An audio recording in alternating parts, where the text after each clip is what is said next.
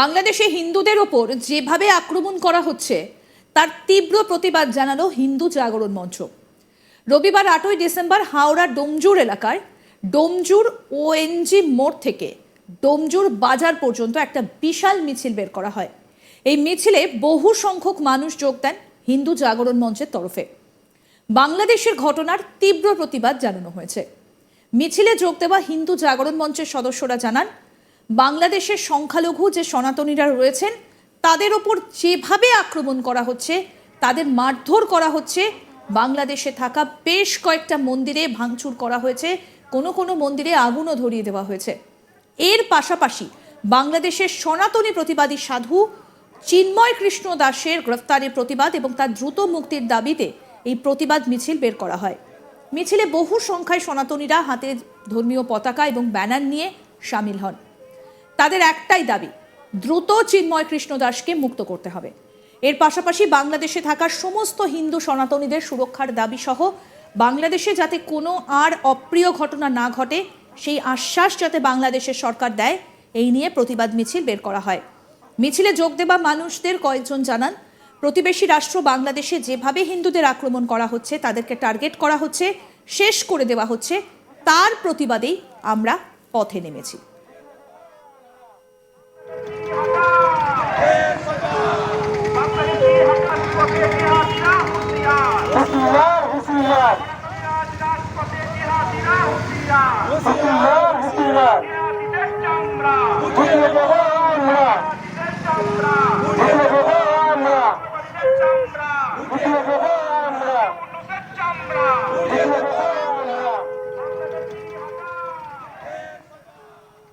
আমাদের প্রতিনিধি বৈদ্যনাথ ঝা কি প্রতিবেদন তুলে ধরেছেন, শোনাবো এবার। বাংলাদেশের ঘটনা নিয়ে হাওড়া ডোমজুড়ে হিন্দু জাগরণ মঞ্চের তরফ থেকে একটি বিক্ষোভ মিছিল বের করা হয়। তারা জানিয়েছেন যে বাংলাদেশে স্বামী চিন্ময় কৃষ্ণ দাসকে যেভাবে গ্রেফতার করা হয়েছে, সেইখানে যে সংখ্যালঘু রয়েছেন হিন্দু, তাদের উপরে যেভাবে আক্রমণ করা হয়েছে, তাদেরকে মারধর করা হয়েছে, মন্দিরে আগুন লাগিয়ে দেওয়া হয়েছে, ভাঙচুর করা হয়েছে, তারা তীব্র প্রতিবাদ জানাচ্ছেন। আর সেই কারণে তারা ডোমজুর ওএনজি মোড় থেকে ডোমজুর বাজার পর্যন্ত একটি বিরাট মিছিল বের করেন। এই মিছিলে বহু সংখ্যায় সনাতনী যে রয়েছেন তারা সামিল হন।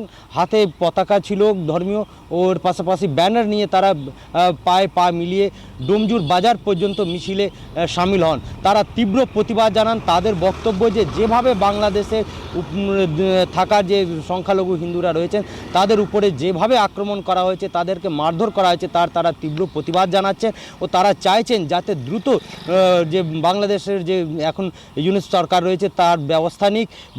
এর জন্য তারা তীব্র প্রতিবাদ জানিয়ে এই মিছিল বের করেছেন ও সমস্ত হিন্দু ও সনাতনীদেরকে একত্রিত হয়ে এই ঘটনার তীব্র প্রতিবাদ করার জন্য আগ্রহ জানিয়েছেন।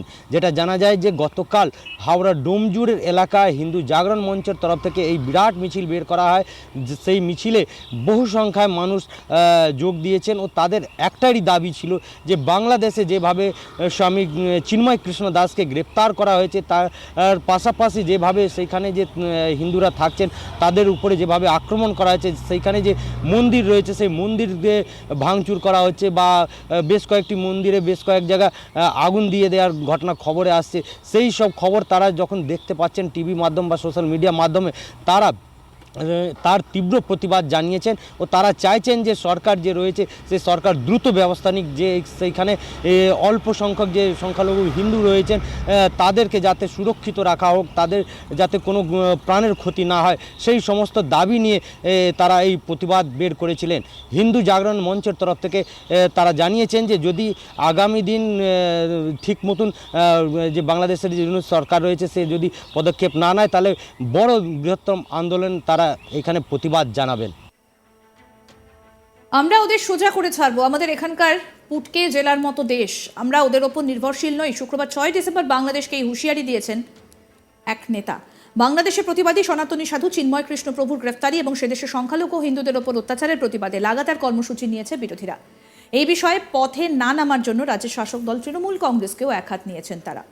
10 ডিসেম্বর মঙ্গলবার বসিরহাটের ঘোঁচাডাঙ্গায় ভারত বাংলাদেশ সীমান্ত অবরোধ করে শুক্রবার 6 ডিসেম্বর শ্যামবাজার থেকে সিথির মোড় পর্যন্ত এক বিশাল মিছিল করে সনাতনী সমাজ। সেই মিছিলে অংশ নিয়ে এই হুঁশিয়ারির পরবর্তী কথা জানিয়েছেন হুঁশিয়ারি দিয়ে রাজ্যের বিরোধী দলনেতা শুভেন্দু অধিকারী। কি বলেছেন শুনবো।